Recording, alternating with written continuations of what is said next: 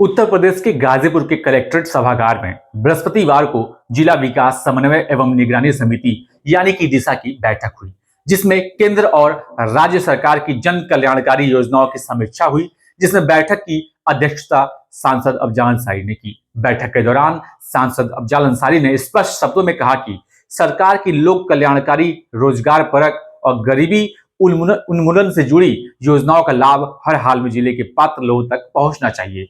उन्होंने संबंधित विभागीय अधिकारियों को निर्देश दिया कि योजनाओं को सिर्फ कागजों तक सीमित न रखा जाए, बल्कि उन्हें धरातल पर भी उतार कर पूरा किया जाए। साथ ही जनप्रतिनिधियों के माध्यम से कराए जाने वाले विकास कार्यों की नियमित जानकारी भी उन्हें उपलब्ध कराई जाए। सांसद अफजाल अंसारी ने यह भी स्पष्ट किया कि और निर्देश दिया कि किसी गरीब परिवार को आपदा से नुकसान की स्थिति में मुख्यमंत्री आवास योजना के तहत प्राथमिकता से लाभ दिया जाए। बैठक के दौरान विधायकों और अन्य जनप्रतिनिधियों ने अपने अपने क्षेत्र की समस्याओं को प्रमुखता से उठाई। बैठक के दौरान मीडिया कर्मियों से बातचीत में सांसद अफजाल अंसारी ने विभिन्न मुद्दों पर अपने बयान को साझा किया। उन्होंने अपनी जान को खतरा होने की आशंका जताई और कहा कि इस संबंध में उन्होंने प्रधानमंत्री से मुलाकात कर इसकी जानकारी दी है।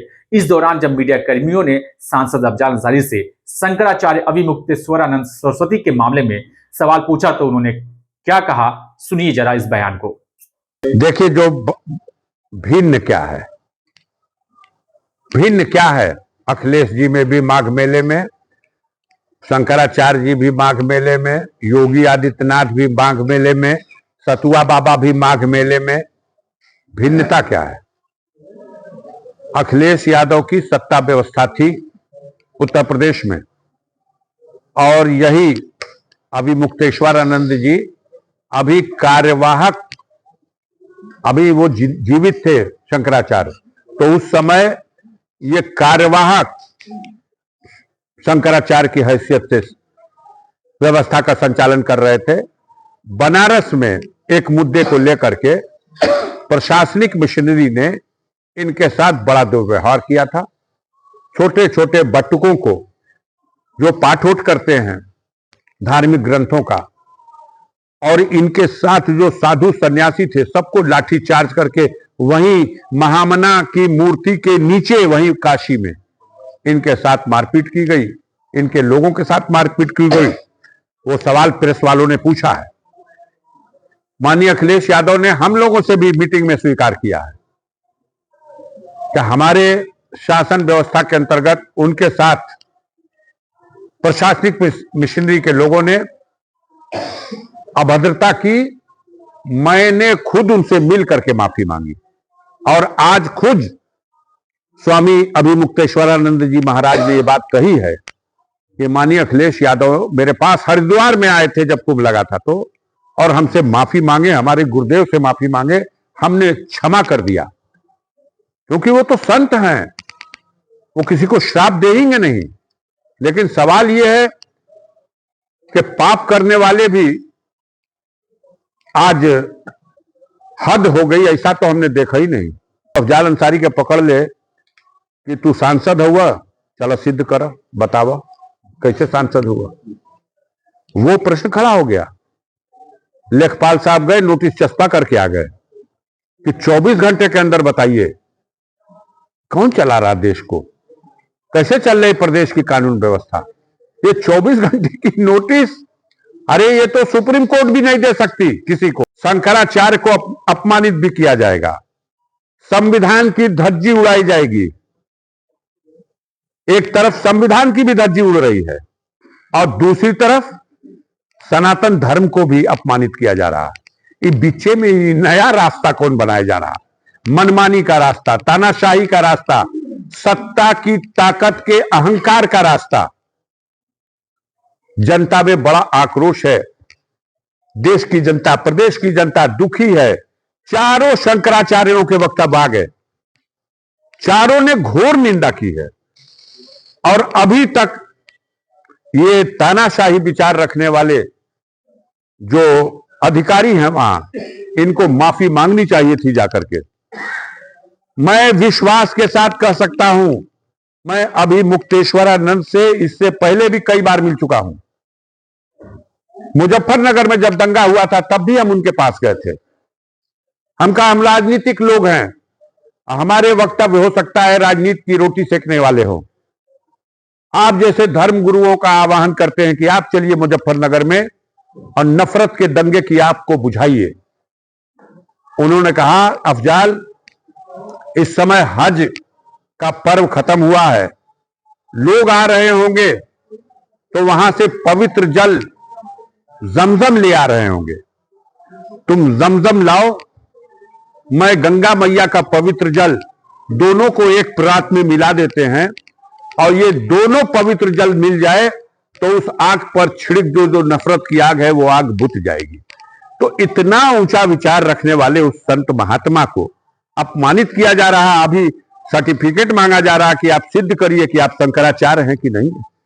वो आपका कर्मचारी हैं कि आप उसको कारण बताओ नोटिस दे रहे हैं, 24 घंटे के अंदर हमको जवाब दीजिए। आज योगी जी ने पुलिस की तरफ से जिस तरीके से उनके साथ व्यवहार किया गया था, यार एक संत तो ऐसे हैं, आप थे इसी होटल में, हम ही लोग के आए थे, हम भी मिलने आए थे, उसमें वो नेपाल के डांडी साधु हैं, बहुत बड़ा तांत्रिक, बहुत बड़ा संत। वो भोजन ही नहीं करते, वो सिर्फ फल खाते हैं, दूध पीते हैं। वो नेपाल के रहने वाले हैं, पशुपतनाथ मंदिर के मुख्य पुजारी हैं। यही गाजीपुर के होटल में आए थे, मुझको भी सूचना दिए, मैं उनसे मिलने गया था, हमारे साथ आप भी थे। और उनको हमने देखा है उनकी शिखा पकड़ के, और कितनी दूर तक घसीटा गया है।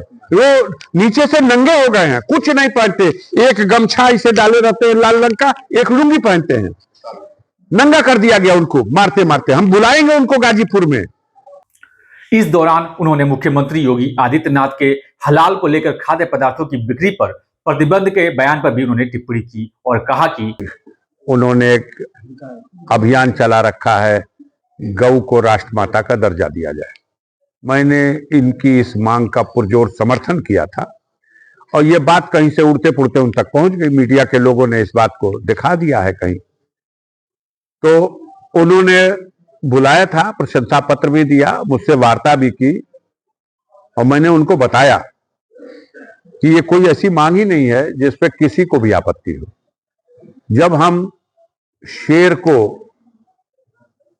राष्ट्रीय एनिमल घोषित कर सकते हैं, मोर को राष्ट्रीय पक्षी घोषित कर सकते हैं, तो कहते हो सब कि गौ हमारी माता है, तो गाय को क्यों नहीं हम राष्ट्रमाता का दर्जा दे सकते।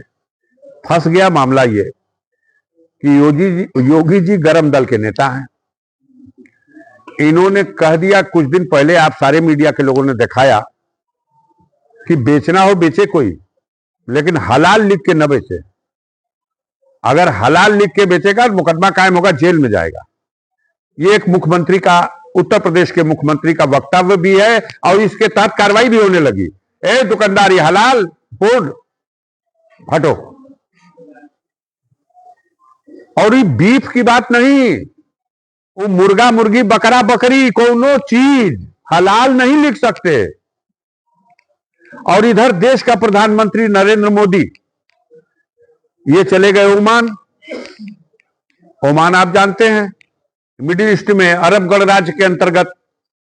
और ओमान ने इनसे कहा कि भाई आपके यहां जब हलाल मिलेगा तो हम भी आपके ग्राहक हैं।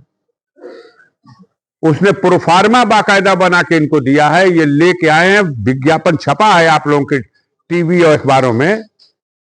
और इतना ऑर्डर लेके आए हैं इस बार कि ब्राजील हार गया, वो सेकंड नंबर पे हो गया, भारत 1 नंबर पर हो गया। बीफ का इंतजाम सारे दुनिया को खाने के लिए हम करेंगे। तो एक तरफ बीफ का एक्सपोर्ट करने में हम विश्व गुरु तो बन गए, दूसरी तरफ हम हलाल का सर्टिफिकेट जैसे उन्होंने बनाया है वैसे ही बना के ठप्पा मार के देंगे कि ये हलाल किया हुआ है। हलाल का मतलब क्या है? ज़बा किया हो, हिंदू राष्ट्र बनेगा। वहीं मणिकर्णिका घाट पर तोड़फोड़ के मामले में जब सपा सांसद अफजाल अंसारी से बातचीत की गई तो उन्होंने वाराणसी के अधिकारियों पर मुख्यमंत्री को गुमराह करने का आरोप लगाया और उन्होंने क्या कुछ कहा, सुनिए इस बयान को। अच्छा, तो एआई का वीडियो भी बताया जा रहा है।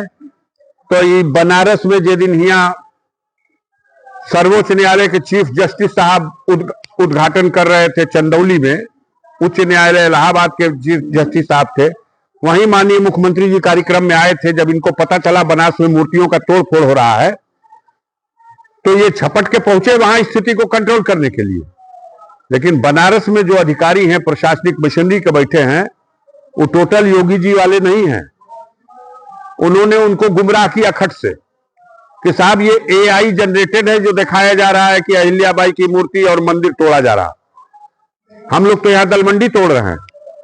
बेशक मीडिया के माध्यम से कई हफ्ते पहले से दलमंडी टूटेगी दलमंडी टूटेगी, लेकिन तोड़ दिया प्राचीन 2,000 साल पुरानी मंदिरों को। और उस व्यक्ति ने जिसने वो वीडियो वायरल किया था उसने कैमरे पे आके कहा है कि यह एआई जनरेटेड यदि सिद्ध कर दिया जाएगा तो मैं सजाए मौत भोगने को तैयार हूं। क्यों नहीं सजाए मौत आ गई? योगी जी कौन साइंसदान है भैया? एआई जनरेटेड कह दिए। उनके कान में किसी अधिकारी ने गुमराह करके कहलवा दिया। आप जानते हो देश की कानून व्यवस्था यही कहती है कि जो कोई आरोप लगाता है उसी को सिद्ध करना पड़ता है। तो आपको सिद्ध करना है कि वो एआई जनरेटेड है। वो एआई जनरेटेड नहीं है। कैमरे पे एक और बड़ी हस्ती बनारस की संकट मोचन मंदिर के महंत मिश्रा जी भी आए हैं और मिश्रा जी ने भी कहा है कि लोग समझते हैं कि इस तांडव से बनारसी डर जाएगा।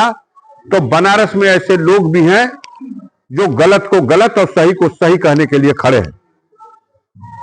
तो ये तो बात कहने के लिए आप कल तक तो कोई मानने को तैयार नहीं था कि बाकी शंकराचार्य लोग क्या कह रहे हैं, लेकिन चारों शंकराचार्यों ने तो अपनी बात कह दी। अब तो सबको पता होना चाहिए। वहीं जब उत्तर प्रदेश की उप मुख्यमंत्री ब्रजेश पाठक के उस बयान पर जिसमें उन्होंने कहा था कि अगर सपा से मुसलमानों को अलग कर दिया जाए तो वो प्रधान की भी एक सीट नहीं जीत सकते हैं, उस पर अफजल अंसारी ने अपनी प्रतिक्रिया दी। तो अलग बात है, उन लोगों को इसके अलावा बोलने के लिए कोई मुद्दा नहीं है। जनता के सरोकार के मुद्दों पर बात करें। पाठक जी से कहिए कि अपने विभाग से संबंधित मामलों पर बात करें। कौन विभाग है उनके पास? आज स्वास्थ्य विभाग में सीएमओ ने इस भरी मीटिंग में, मैं कैमरे पे बोल रहा हूं, भरी मीटिंग में स्वीकार किया है, डीएम ने भी और सीएमओ ने भी, कि आउटसोर्सिंग पर भी डॉक्टर नहीं मिल रहे हैं। 218 पद है और 108 पदों पर डॉक्टर हैं। आप रख लो आउटसोर्सिंग पे, कह रहे हैं आउटसोर्सिंग पर भी नहीं मिल रहे हैं। पाठक जी से पूछिए, बात करो इस पर। ट्रामा सेंटर मोहम्मदाबाद में खुल गया, आज भी ना डॉक्टर है, बिल्डिंगियां इलाज करी, कोई विशेषज्ञ नहीं, कोई डॉक्टर नहीं, कोई सुविधा नहीं। यहां मेडिकल कॉलेज में कुछ मिश्रा जी संभाले हुए हैं।